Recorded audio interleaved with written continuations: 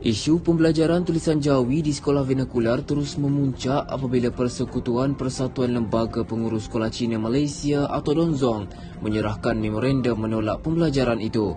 Penolakan itu seolah-olah mencabar ketuanan tulisan Jawi sebagai satu daripada tulisan bahasa Melayu seperti termaktub dalam Perlembagaan Persekutuan. Hak dan kedudukan tulisan Jawi sepatutnya dihormati dan bukan dijadikan bahan permainan politik pihak berkepentingan.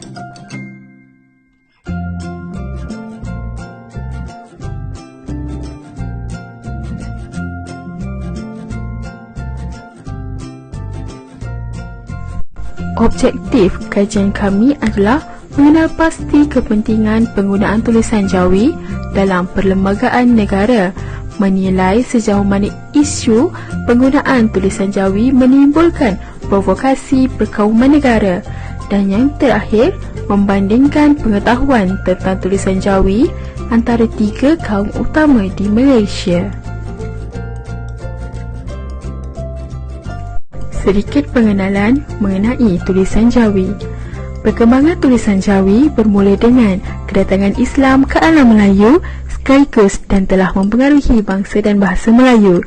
Ia juga memainkan peranan sebagai alat komunikasi dan medium perkembangan ilmu, khususnya ilmu keagamaan yang mempunyai identiti tersendiri.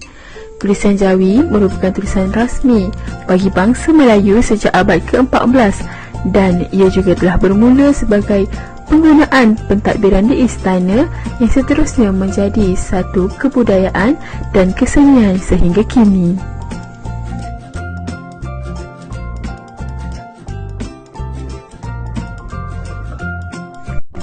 Terdapat 3 permasalahan kajian yang telah didapati oleh kumpulan kami. Yang pertama, tulisan Jawi dianggap sebagai cubaan Islamisasi. Yang kedua, tulisan Jawi dianggap boleh mencetuskan perasaan tidak selesa dalam kalangan pelajar sekolah vernakular. Dan yang ketiga, penolakan tulisan Jawi oleh pihak yang tidak bertanggungjawab. Metodologi kajian. Bagi pensampelan kajian, kami menggunakan pensampelan bertujuan bagi memastikan informan yang dipilih adalah menepati ciri-ciri dan relevan untuk tajuk kajian yang dipilih. Kaedah pengumpulan data yang digunakan pula adalah kaedah temu bual, iaitu jenis temu bual tinjauan secara atas talian yang digunakan oleh kumpulan kami untuk menemu bual 3 orang informan yang merupakan pakar dalam tulisan Jawi. Alat kajian yang digunakan juga merupakan teknik temu bual separa berstruktur dalam menjalankan kajian ini. Penyelidik, iaitu kami, memilih teknik temu bual ini kerana soalan yang diajukan tidak menjadi terlalu rigid. Namun, pada yang sama, penyelidik masih boleh mengembangkan lagi soalan untuk mendapatkan maklumat yang lebih jelas. Kajian perpustakaan. Secara asasnya mengikut Hashim pada tahun 2005, tulisan Jawi ini berasal daripada tulisan Arab yang tiba ke Kepulauan Melayu selari dengan datangnya agama Islam. Menurutnya juga, sememangnya sejarah penggunaan tulisan Jawi amat rapat dengan sejarah kemasukan dan penghayatan Islam di seluruh Kepulauan Melayu, amnya dan khususnya di Malaysia. Tulisan Jawi telah dicipta oleh orang Melayu dengan berasaskan huruf Arab untuk mengeja bahasa Melayu yang dijadikan sebagai bahasa agama Islam, walaupun sebelum ini bahasa Melayu sudah mempunyai ejaan Kawi. Hasil kajian. Tulisan Jawi telah digunakan sejak zaman awal pedagang mula-mula sampai di Melaka.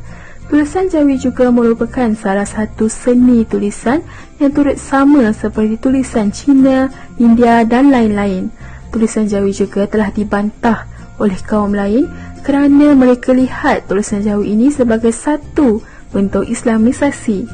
Mempelajari tulisan Jawi dengan cara lebih mudah serta mempromosikan tulisan Jawi dengan lebih luas adalah salah satu cadangan daripada informan yang mencadangkan untuk mempopularkan tulisan Jawi lagi.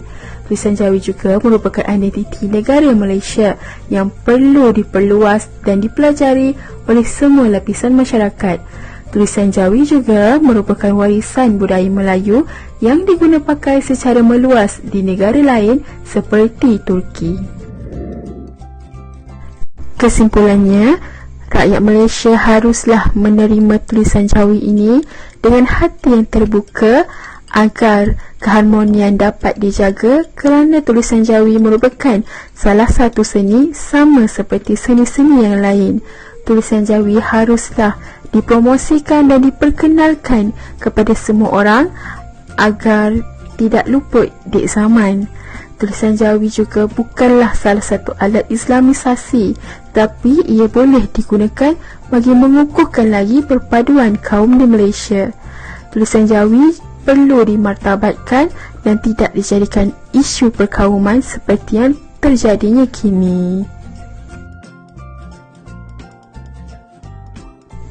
Berikut merupakan 10 orang ahli kumpulan yang telah bekerjasama dalam kajian ini.